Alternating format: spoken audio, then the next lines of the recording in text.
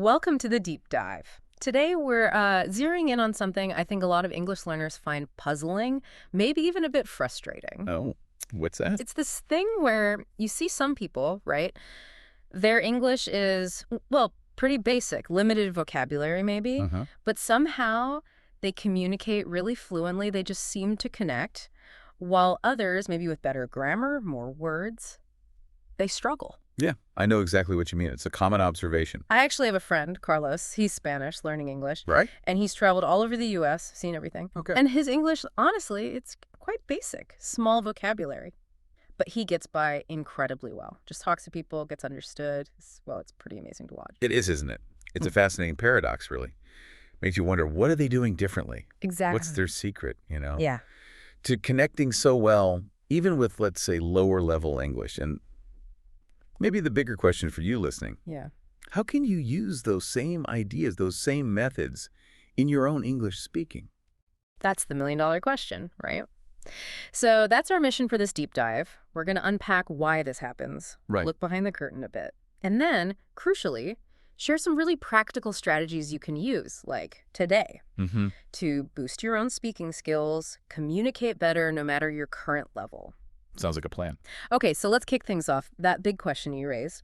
What makes these fluent, maybe lower level speakers so different? What's their approach? Well, I think the first big insight, and maybe it's a bit surprising, is that for them, it's really about connection, not perfection. Connection, not perfection. Yeah. Okay. We often get hung up on perfect grammar, knowing all the words, but real communication. It's just about making sure the other person gets what you mean. Even if the words aren't quite right. Exactly. Even if the sentence structure is a bit shaky, it's about bridging that gap. So less like a grammar test, more like building understanding. Precisely. And, a huge part of that bridge isn't even words. Oh. Well, nonverbal stuff, your Yeah. body language, how you sound, your tone of voice, making eye contact. Yeah. Even just, a simple smile. Right. These things carry so much weight, they can get your message across really clearly, even if the English itself is imperfect. They kind of fill in the blanks. That actually reminds me when I was really little, maybe 3 or 4, I used to say things all wrong, my own funny way of talking. Uh-huh. Typical kid stuff. Yeah. Yeah. But my parents, they always understood. Mhm. They picked up on everything else, I guess. They knew what I meant. That's a perfect analogy. And here's something that might make you feel better, too. Lots of native speakers. We don't always use perfect grammar in everyday chat. Really? Honestly. Oh, Think yeah. about a 3-year-old again. They can have a proper conversation, get their point across to adults without knowing a thing about, say, the past perfect continuous tense. Oh, yeah, good point. Or, a kid points at some candy and just says da or want And you know exactly what they mean. instantly. Mm. No complex grammar needed to get that message across or to get the candy. Okay, so connection over perfection. Makes sense. What else? The second big thing is they dare to speak and dare to make mistakes. This is huge. The fear factor. Totally. So many learners are just, paralyzed by the fear of saying something wrong, being corrected or judged. I get that. It feels risky. It does. But these effective communicators, they sort of accept that mistakes aren't failures. They're just part of learning. A necessary part, actually. So it's a mindset shift again, seeing mistakes as opportunity. Exactly. You have to see it that way. Hmm. Real communication isn't like a final exam. It's more like practicing a sport. How so? Well, you try something, maybe you mess up, you get some feedback, maybe someone corrects you, maybe you just notice it didn't work, and then you adjust and try again. You improve through doing. Speak, make mistakes, get corrected, improve, like a cycle. That's the cycle. And you really don't need to wait until your English is perfect or you speak like a native. Just start. Easier said than done sometimes, though. I know. But try speaking with foreigners if you can. Or join a language exchange, online or in person. Even if you feel your level is low, just take the leap. Dare to speak. Okay. Dare to speak, dare to make mistakes. Got it. What's the third reason? Right, the third one ties into this. Persistence and regular practice. Practice. Knew that was coming. Yeah. Sounds like hard work. Well, yes and no. Hmm. Let me clarify. This doesn't mean you need to lock yourself away for hours every day doing intense grammar drills. Not necessarily. Oh, good. Phew. It's more about creating a consistent daily habit of using English. speaking it, Yeah. building up what you could call speaking reflexes. Speaking reflexes, like muscle memory for talking. Kind of, yeah. And building confidence, too. Finding ways to practice even on days when you feel lazy or unmotivated. Little and often can be really effective. Okay, I like the sound of low effort practice. What does that look like? Any specific tips? Definitely. One really good low-effort way is to find simple conversations on YouTube. And then just imitate them. Don't just listen. Actually Right. copy the native speaker's tones, the rhythm, the expressions. It helps you sound more natural without getting bogged down in complex rules. Imitation. Okay. Any channels you'd recommend? The sources mentioned some.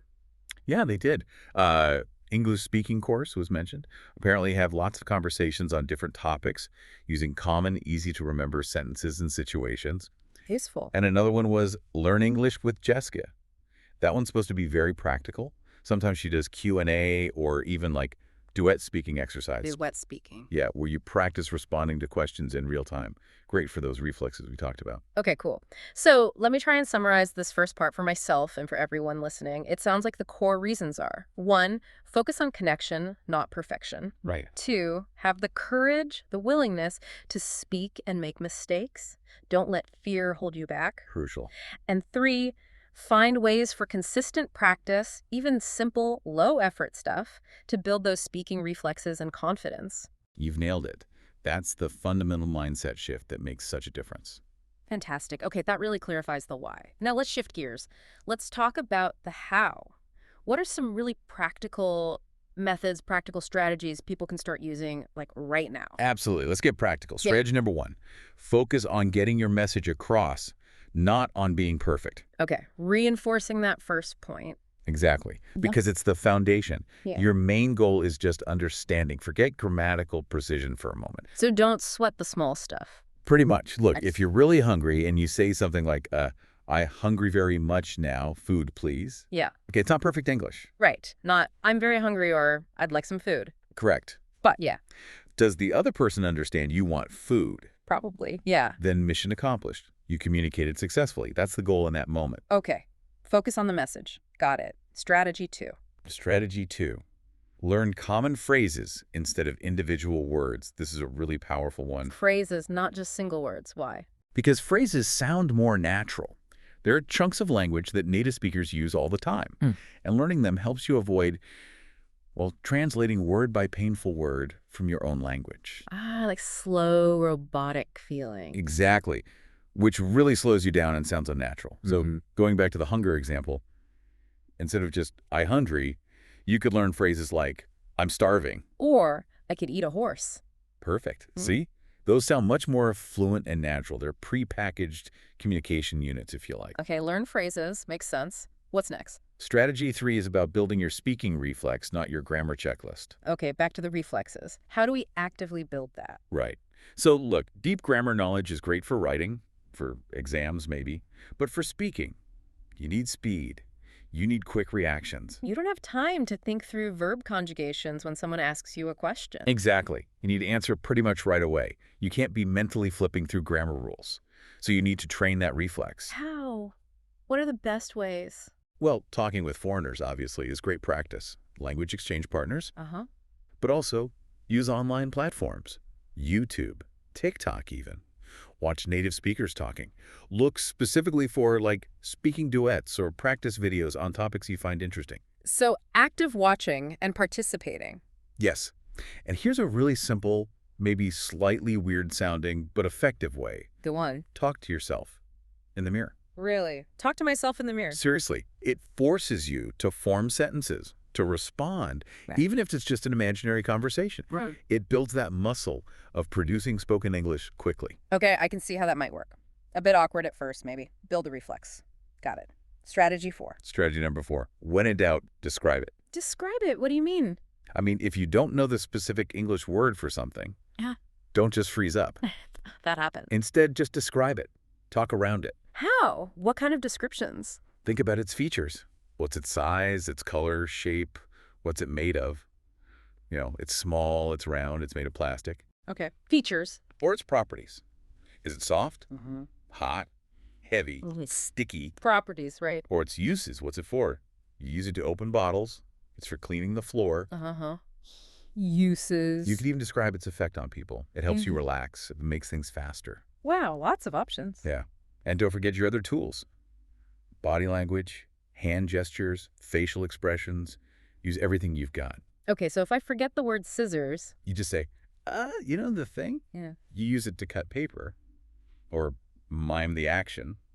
People will get it. They absolutely will. that's actually really empowering. So instead of feeling stuck, you just find another way around. Like the source had that funny example, calling a vacuum cleaner Yes. the monster that eats dirt. Exactly. It might sound funny, but does it communicate the idea? Totally. Huh. Love it. Okay, that's super practical. It is. And you see, putting it all together, Hmm. having that confidence, using these kinds of strategies, it really can help you leap over language barriers much more easily than you might imagine.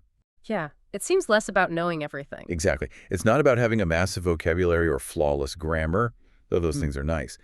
It's more about the right mindset, the right approach, and knowing how to communicate effectively, how to learn effectively for speaking. Okay, so let's quickly recap those 4 strategies for everyone. Hmm. First, focus on getting the message across, understanding over perfection. Yep. Second, learn common phrases, not just single words, to sound more natural and fluent. Crucial. Third, actively build your speaking reflex. Train yourself to respond quickly, maybe even talk to the mirror. Do it. And fourth, when you're stuck for a word, don't panic. Describe it. Use features, properties, uses, actions. Perfect summary. Yeah. So maybe a final thought to leave you with. If you're out there listening and you're holding back from speaking because you're afraid of making mistakes, just remember this. Yeah. Fluency doesn't start when you're perfect. It starts with one brave sentence. Mm. Just one. The moment you dare to say that first sentence, even if it's clumsy, even if it's wrong, you've already won a huge battle. You've beaten that internal fear, and that's where it all begins.